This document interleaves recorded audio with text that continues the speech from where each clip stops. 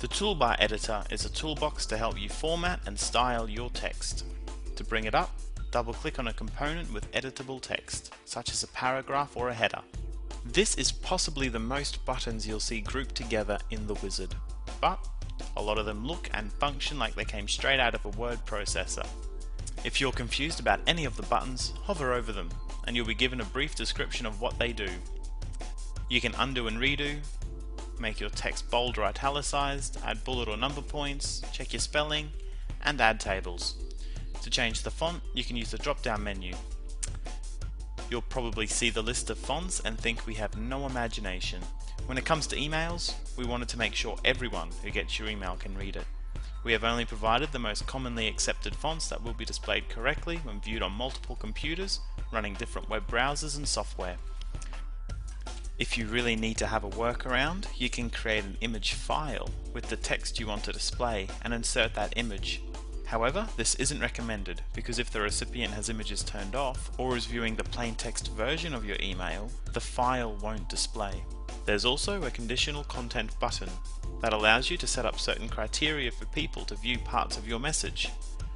Because conditional content is a larger subject area, we've prepared a video on just conditional content called Conditional Content. The toolbar also has a built-in Add Image button. This links you back to the File and Image Manager and allows you to insert images into the text.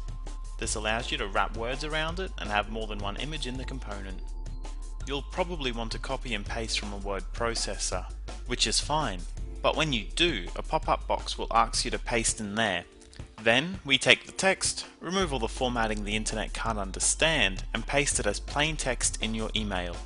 This means you may need to place your bullet points and change your fonts again. But pasting in plain text is important and will ensure that your email has a better chance of rendering in your contacts' inboxes. There's also an option to view HTML or the source code for that component. You may need the source code to troubleshoot problems, copy it so you can use it elsewhere online, or insert HTML you already have. The ability to add tables to your email will help you structure the content, but tables can be a little bit tricky, so they get their own tutorial video. If you want to find out more, go check out the Using Tables video. The wildcard has been developed to replace the field you choose from the drop-down menu to match the client you send it to. As an example, if you choose to wildcard first names, the recipient's first name will appear on the email when they receive it. When using the wildcard, it is important to make sure your database is current. There's also a fallback option.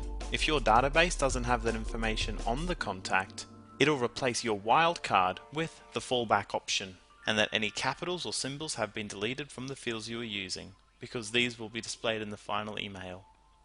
You have probably seen text links. That is, when you can click on underlined text and it links you to another web page, email address, or web form. The toolbar editor has a button for this that brings up the Insert Link pop-up box. Adding a link through here will make the text blue, underlined, and clickable.